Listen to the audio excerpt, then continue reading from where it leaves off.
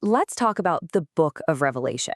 It's one of those parts of the Bible that's, well, it's incredible, but it can also be a little terrifying, right? And when you think of Revelation, the seven seals probably come to mind.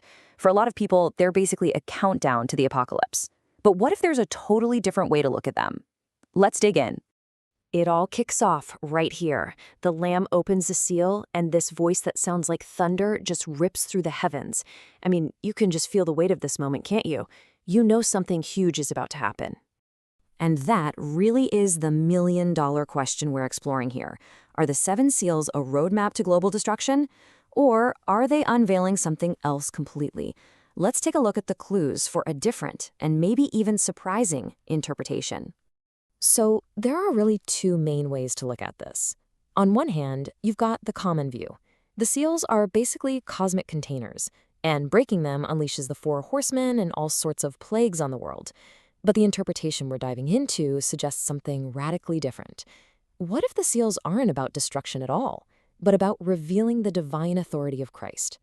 Okay, our first clue is a big one, maybe the most important one. Who is it that's actually opening the seals? It's not some angel of judgment or a random cosmic force. It's the Lamb. And that one detail, it changes everything. The reason why the Lamb is worthy to open the seals is absolutely key. It's not because of his raw power. It's because of his sacrifice. This interpretation says that opening the seals is a direct result of what happened on the cross. It's a spiritual revealing. The Greek word is apokalipsis, which literally just means an unveiling of Christ's kingdom in action. All right, for our next clue, we've got to talk about the seals themselves. What even are they? To really get it, we need to rewind and think about the ancient world and the original language used. So the Greek word for seal here is sphygis. And you got to understand, this isn't like a container you break open to let something nasty out. No, think of it more like a king's signet ring being pressed into hot wax on a scroll.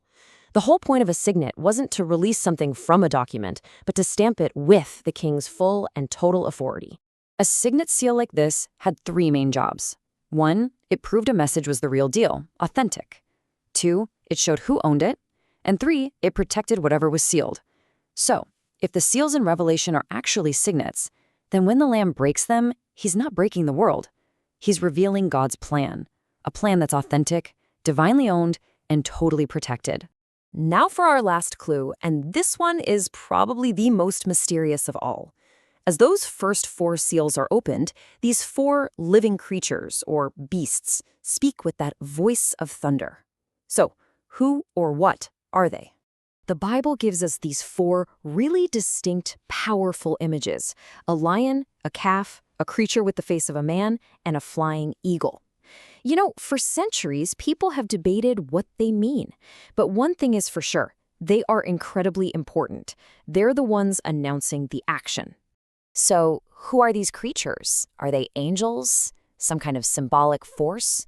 Well, it turns out there's a tradition that goes way, way back to the early church fathers that says they represent something we're all actually very familiar with. And here it is, the big connection, an idea that early church figures like Irenaeus talked about. Each living creature is a symbol for one of the 4 Gospels, representing its unique portrait of Jesus. You have the lion for Matthew's royal king, the ox for Mark's suffering servant, the man for Luke's human son of man, and the eagle for John's divine son of God. It's the Gospels themselves that are speaking. So let's put all the pieces together.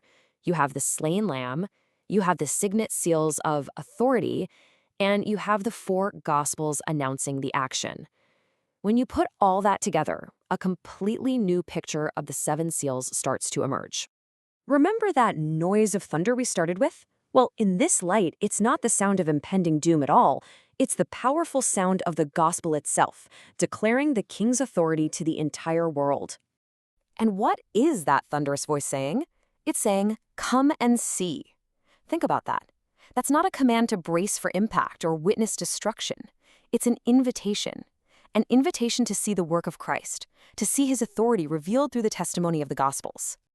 So, to just sum up this whole interpretation, the breaking of the seals isn't about unleashing judgment. It's about revealing the authority of Christ's kingdom, an authority that was established at the cross. It's not a message of terror, but a powerful proclamation of the good news, announced by the Gospels themselves. So let me just leave you with this question. If the seven seals really are a declaration of Christ's victory, not a countdown to the apocalypse, how does that change the way we read the entire book of Revelation? Does it maybe turn a book of fear into a book of hope? That's something to think about.